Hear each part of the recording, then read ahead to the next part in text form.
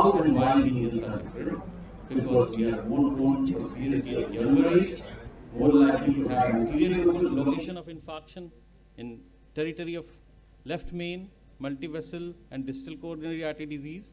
Similarly, having lower prevalence of traditional risk factors than with other populations. Prevalence of diabetes is uniformly higher in all of the part of our country. And why? We have enough explanations. We have given the concept of thin fat phenotype to world. LDL particle size tends to be smaller in us. Serum triglyceride highest in urban Asian Indians residing in India, or wherever they are migrant Asian Indians. Wherever they go, they keep their triglyceride level high. Average serum triglyceride level of rural-based Asian Indians is also higher than Caucasians. Lower SDL, LDL with lower SDL levels with higher concentration of small, less protective SDL particles are quite often seen in us. So impaired reverse cholesterol transport have been also proposed hypothesis. So how and why Indians are different? Story continues that altered adipokines may explain why lean non-diabetic Asian Indians have decreased insulin sensitivity compared with others. And this is the same Yudkin-Yachkin paradox, where we have high body fat in spite of having lower BMI.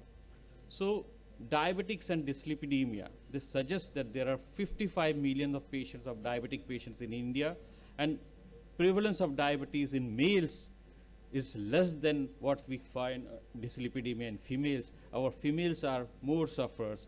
This is the study from R.M. Parikh et al. From Metabolic Clinic Research and review from 2010. In India, almost 9 of 10 diabetics have dyslipidemia because we have abnormally large enlarged adipocyte. If you compare with a South Asian adipocyte with a white Caucasian adipocyte, then you can very well find that large subcutaneous abdominal adiposity size predicts insulin resistance more and type 2 diabetes independent of obesity. This is how we compare our Indian belly with others. There is a generalized obesity in common in Western population, but we are more fat-bellied than others.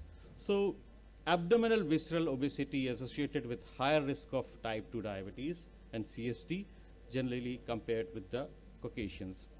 So average level of serum triglyceride, if you see Caucasians, Asian Indian migrants, Asian Indian urbans, Asian Indian rurals, slum areas also, we can have high number of triglycerides in Asian Indians, all types of Asian Indians. Average level of SDL, if you compare, then we have bad data as compared to them, other people. Pattern of dyslipidemia in India, we have mixed, combined, isolated single parameters. And if you talk about ratio, then most common pattern among males is isolated single parameter dyslipidemia with low SDL, and among female we have slighter higher occurrence of mixed dyslipidemia. So Indians are in many ways different, heterogeneous population where atherogenic dyslipidemia prevails, and that's why treatment schedule we individualize. By listing all these, I can see my opponent face who is just searching and planning for this Vanprastha ashram. Is it possible in modern times? Because there is no point to take it counter. But I salute that he has taken such a hard battle, and he will try to prove himself. ACC/AHA 2018 guideline for cholesterol management have shown that LDL-C threshold values are very important, not given important to SDL-C, triglyceride, and non-SDL-C. Basic principles and intervention, I don't want to go what are the therapy, because my topic is not of therapy. My topic is because that Indian dyslipidemia. So basic principles of interventions remain same. Taking omega-3 fatty acids, statins remain effective in reducing LDL cholesterol, and that's why we have proponent of statins and fibrates. Fibrates affect better in Indian subset because patients with high triglyceride levels, when they do not respond normally, then we can have to add.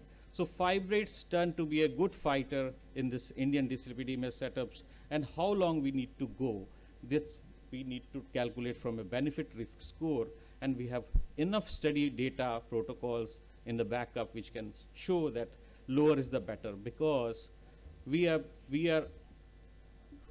when we get accustomed to life from our mother's womb, we are having a very low LDL level, and due to our lifestyle and habits, it grows. We take birth with 20 to 30 milligram of LDL, but when we grow more, we are getting more and more LDL because of our diet habits and epigenetic factors.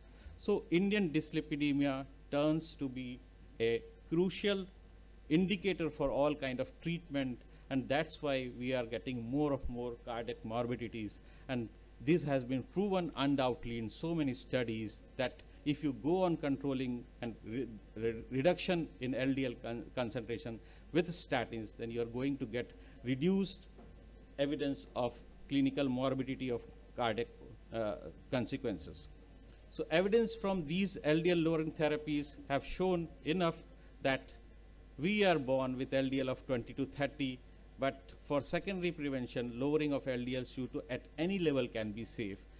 When we are talking about LDL, then we are talking about Indian dyslipidemia, and there we have Indian data which have shown in guidelines, our own guidelines in 2016 has shown, with so many of us here in this conference are the part of this 2016 Lipid Association of India expert consensus, and they have found that risk category with LDL of less than 50 should be targeted with very high risk.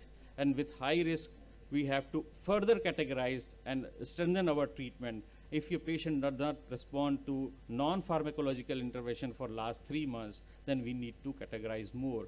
And this Lipid Association of India in latest 2020 guidelines have added extreme risk category also, where they have opted for less than 50 as a target and less than 30 as a target.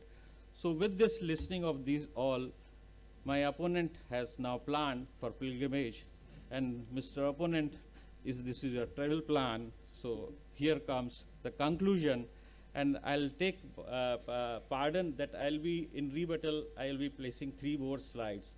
The slides is here only. So conclusion that Indian population has dietary, physical, and genetic diversity, which leads to different dyslipidemia from Western counterpart. Indians in having lower total cholesterol, lower HDL cholesterol, and greater triglyceride level. The low HDL cholesterol and hypertriglyceridemia are metabolically interlinked, and their combination has been termed as atherogenic dyslipidemia, and that's the cause of metabolic mayhem, of cardiac morbidity in our country, and that's why our Indian dyslipidemia should be taken in account with any kind of clinic, whoever is practicing in India should be bothered and should be taking care of heart of a patient, because diabetics don't die with sugar. Diabetics die with either with the cardiac morbidity or due to renal complications. So statin along with fibrates can be effective choice because of that kind of dyslipidemia. I'll complete my talk.